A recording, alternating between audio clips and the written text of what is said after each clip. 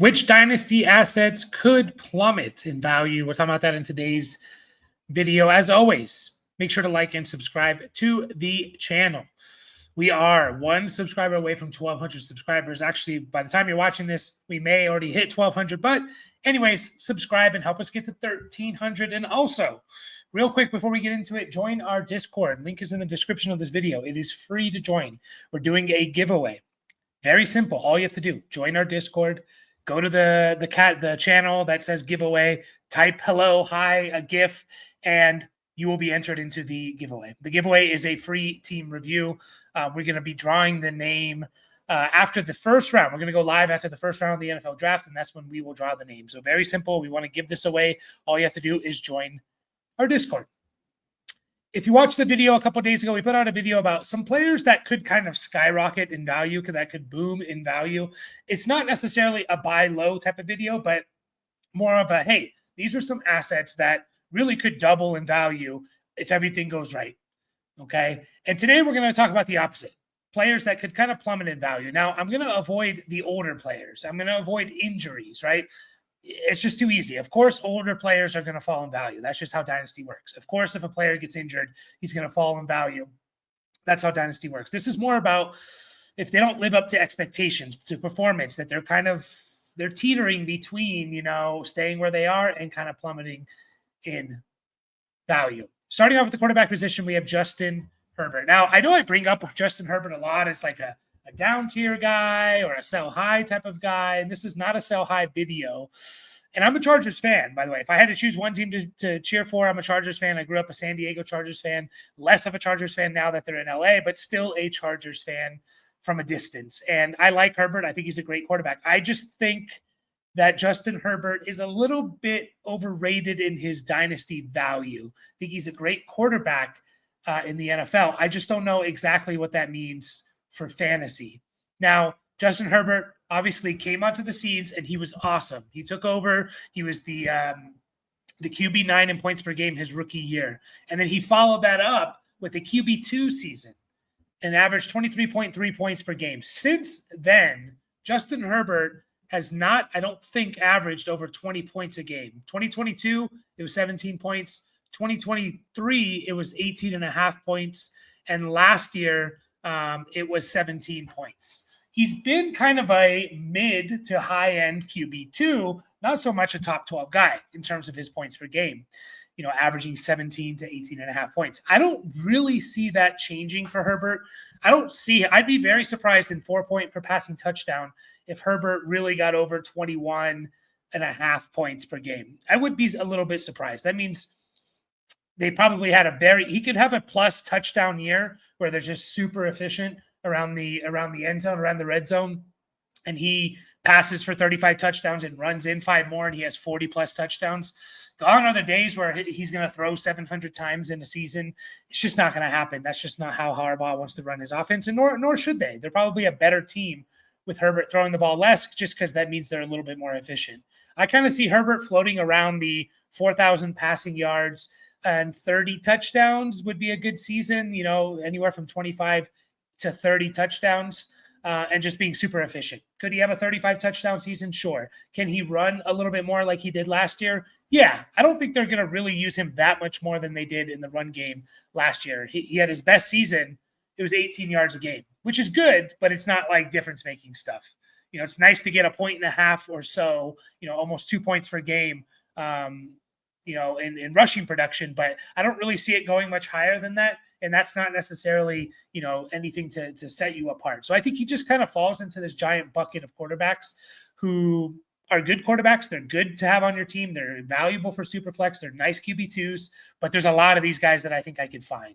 And I do think Herbert's a little bit overrated in the fantasy world because we know that he's one of the, top 5, top 7, whatever number you want to throw on him, best quarterbacks in the NFL. The better the Chargers are, though, the less fantasy points I think Herbert's going to put up. And that sounds kind of weird, but I just think that's how they want to run that offense. Kyler Murray is up next at QB 13. We all know what Kyler Murray is capable of. I still like Kyler Murray just because I'm always going to lean towards these guys that give you difference-making rushing production. And I know Kyler maybe is not quite the level of a Lamar Jackson, Jaden Daniels, Justin Fields, but Kyler has never fallen under 30 rushing yards per game in his career. His lowest is 30.2.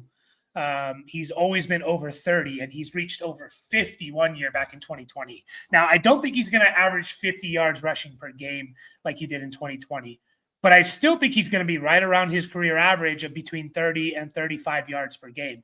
And that is difference-making stuff. That is over 550 yards rushing in a season. He'll probably get a handful of touchdowns, 3+. Maybe he gets 5 to 7 if he's, he has an abnormally plus season. But I kind of count on 3 to 5 is what I would bank on, and 550 to 600 rushing yards. And you combine that with what we know he can do with his arm. He's one of the few guys that hit like 4,000 passing yards and 800 plus rushing yards in 2020. I think he just fell under 4,000.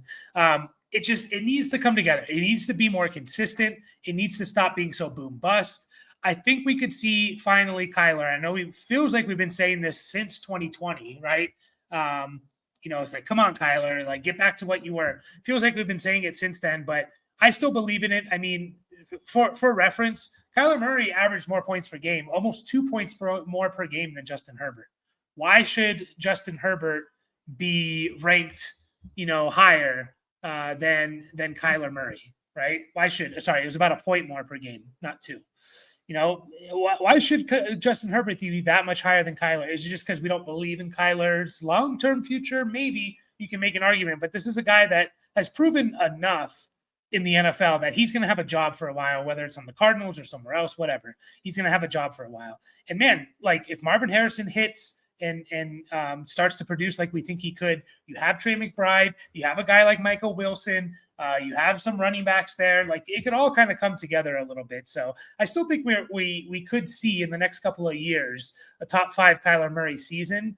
That being said, if it doesn't come together, you're going to start to see him fall. People are going to quickly lose faith. And if he didn't have his legs, his rushing ability, Kyler Murray would probably be ranked closer to like QB 20 than he is than QB 10.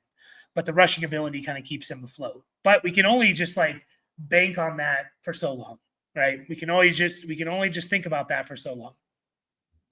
Breece Hall is up next as RB6. And Breece Hall, I think we all know how good Breece Hall can be. Has he been kind of a disappointment in his career to this point? I would say so. He's been in the league, 3 years now? Breece Hall has. He was the RB7 in points per game his rookie year, but he only played in 7 games, I believe it was. And then 2023 came around, and he was good in 2023. He was the RB6 in points per game, maybe slightly under what we thought he would be, but still really, really good. And then it just felt like a little bit untapped, like, man, 1,500 total yards and I think like 9 touchdowns. He did have a lot of catches that year, but I think we know he's capable of 1,800 plus yards and 12 touchdowns. And that pushes him into that upper echelon of guys, right? And then last year was his worst year at RB18 in points per game, right? And so here we are at Breece Hall, still ranked as RB6, still ranked as a top 6 running back according to the Dynasty community, according to Keep Trade Cut. Is Keep Trade Cut perfect? No, but it gives you at least a general idea on how people are feeling. Still there, right? He's still there. He's still ahead of guys like, Bucky Irving, which, I kind of get, but still ahead of other guys like Jonathan Taylor. I think you can make an argument that Jonathan Taylor should be ranked over Breece Hall. And it wouldn't surprise me. I mean, he had a better season last year, and we've seen elite seasons from JT, still ranked behind guys like Kyron Williams, who has been probably the best running back over the last 2 years combined. Still kind of ranked over those guys, but not for long. Like if we get the first few games of Breece Hall, if he comes out from weeks 1 to 4 and he's just kind of he's like having another RB2 type of start to his season, we're going to start to see Breece Hall fall. I think we're gone are the days that we're going to wait for Breece Hall. About 3 years, we've seen good production, but like it's time now, right? Like it's time. We need to see it. And people are just going to be impatient with Breece Hall, especially with all these rookies coming in. And I really do believe there's going to be a handful of guys that are going to pop the first month of the season, Omarion Hampton, Ashton Denti, maybe guys like Dylan Sampson, Travion Henderson, Quinshon Judkins. Like there's a handful of guys out there that I think could pop, right? They could pop, and they are going to be potentially ranked over Breece Hall if he gets off to a slow start. That being said, I also think that Breece Hall could just have a RB1 type of season if everything comes together. Next up, we have Kenneth Walker. And if you guys watch my previous video of guys that could kind of shoot up in value, Kenneth Walker was on that video. Kenneth Walker is also on this video, which makes him such an intriguing dynasty asset right now because I think he's ranked maybe slightly higher than he should be. Maybe he could fall a couple of spots, but also at the same time, I don't think he's ranked that much higher than what he should be. But he could also be this time next year a top 7 running back. He could also be this time next year RB20, RB22 because he just once again doesn't perform to our expectations. Breece, Kenneth Walker is kind of a little bit like Breece Hall, in my opinion. Now, Breece Hall has had better seasons than Kenneth Walker. I think Kenneth Walker, he finishes RB14 his rookie year, and this is all points per game. He's fit RB20 in 2023, and then he was RB14 again last year, right? So he was still productive last year. It's just the injuries on top of just, we're expecting a more of a top 7 running back, not a RB2. He has never finished in points per game as a RB1. He's kind of been floating right around there as a high-end RB2, low-end to high to mid RB2. And again, the injuries just keep on happening for this guy. So there's a lot of paths I can see where Kenneth Walker kind of, he falls. He falls and people are just over it. They're tired. They can no longer wait. Right? We know the potential, but we need to see production at some point. There's a lot of paths for this to happen. One, he gets injured again. Like he hasn't played a full season, missed 2 games his first 2 years. Each of his first 2 years, missed 6 games last year. If he plays 15 games, fine. That's fine. I don't expect running backs to always play 17 games, but I want 15 plus consistently.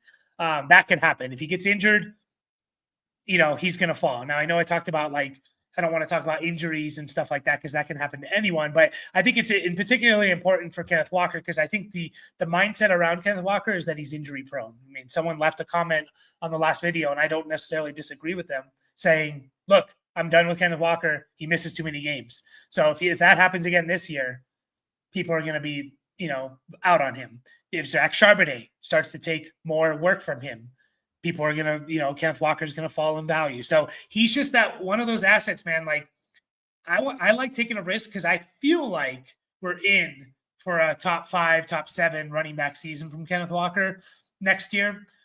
But I could absolutely be wrong about that. He could just be another RB2 kind of finish this year in 2025. And then we're looking at a guy that he's just going to fall, especially with all these rookie running backs coming in.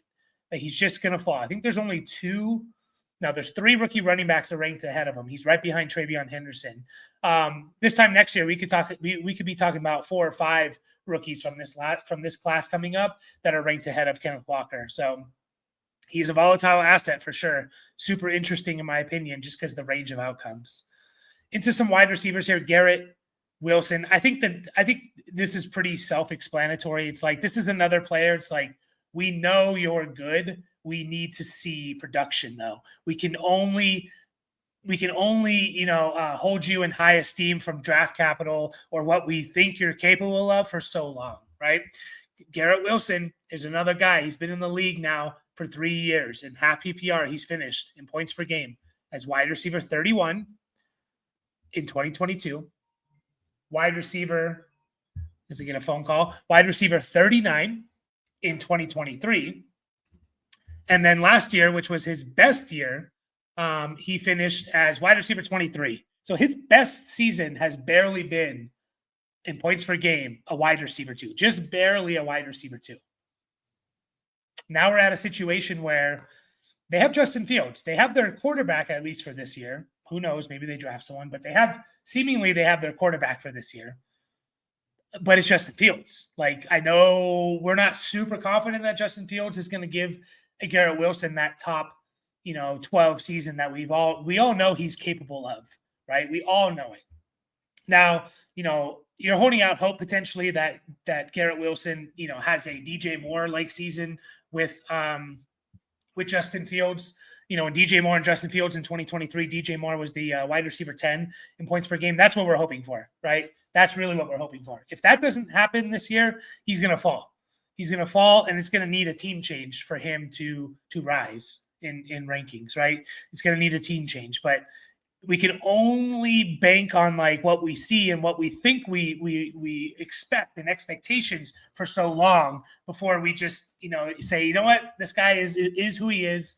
I don't know how much better he's gonna be. Is it the quarterback situation? Maybe. Is it also just this is the type of player he is? Maybe that's true too.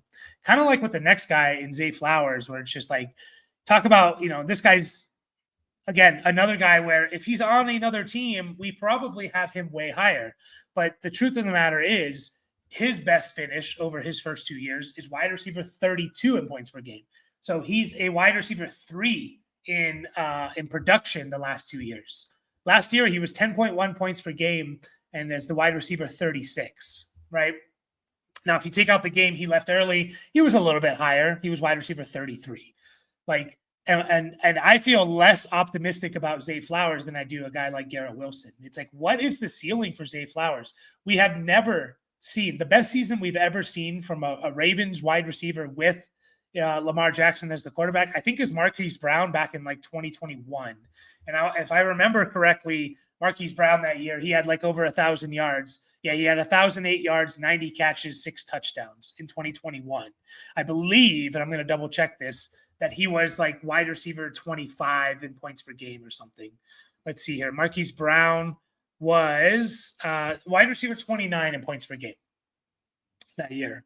That's the best season we've seen from him. I don't really see that changing. They're going to run the ball with Lamar and Derrick Henry. Mark Andrews is still there. Isaiah Likely's still there. A guy like Rashad Bateman who, he's not fantasy relevant, but he takes just enough away of production from a guy like Zay Flowers that, 750 yards and 9 touchdowns. Give me 3 touchdowns to Flowers or something, right? So he's another guy where I just don't really see the upside. And if it continues to produce like he is, yeah, maybe he'll finish as wide receiver 25, but you look at his per game stuff and it's like, well, but really he was more of a wide receiver 3. He's going to fall in value just because it's the Lamar show. It's the Lamar and Derrick Henry show, unfortunately, for Zay Flowers. And then last one here is Dalton Kincaid, and this one's also very self-explanatory. I think I'm kind of out on the idea of Dalton Kincaid being a true difference maker tight end. Will he be good? Will he be a low end tight end 1? I would hope so. I feel like I'm kind of out on the idea of what we thought Kincaid could be. Oh, he's going to be the Kelsey to the Bills offense. Now, it did come out that he was injured last year. And you do look at his splits from pre to post injury. And I have that right here. I forget which game actually he got injured, but I remember going back and looking at it like pre to post injury. I think it was 9 games that Kincaid had before he got injured. And he was better than what he finished as, right? He was averaging 3.5 catches a game, which was good for 60 catches in a season. Nothing really to write home about.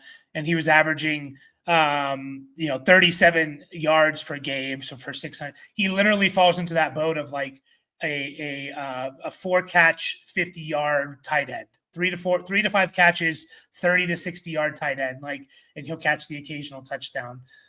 He was worse last year. Dalton Kincaid was worse last year than his rookie year. And we all expected Kincaid to, okay, this is the time. They don't have a true alpha wide receiver. Stephon Diggs is gone. This is the time. We have Keon Coleman, Shakir, Mac Hollins, Curtis Samuel. Kincaid better be the number 1 target on this team, not the rookie or not Shakir or whatever. And then what happened, and Kincaid was bad. He was worse last year, which is kind of crazy to think about. So I think I'm kind of out on Kincaid. There's still some upside for sure. But you're going to see him fall very, very quickly into that bucket of tight ends that just don't mean anything. He still has some dynasty value, but that's going to change very, very quickly within the first month. And all these guys, I feel like if they don't produce within the first month of the season, you are going to see them starting to slide pretty significantly. So that's all I have for you guys. Make sure to like and subscribe. Help us get to 1,200 subscribers or more if we're already there. And appreciate you all. Guys, see you all in the next video. Don't forget to join our Discord, of course.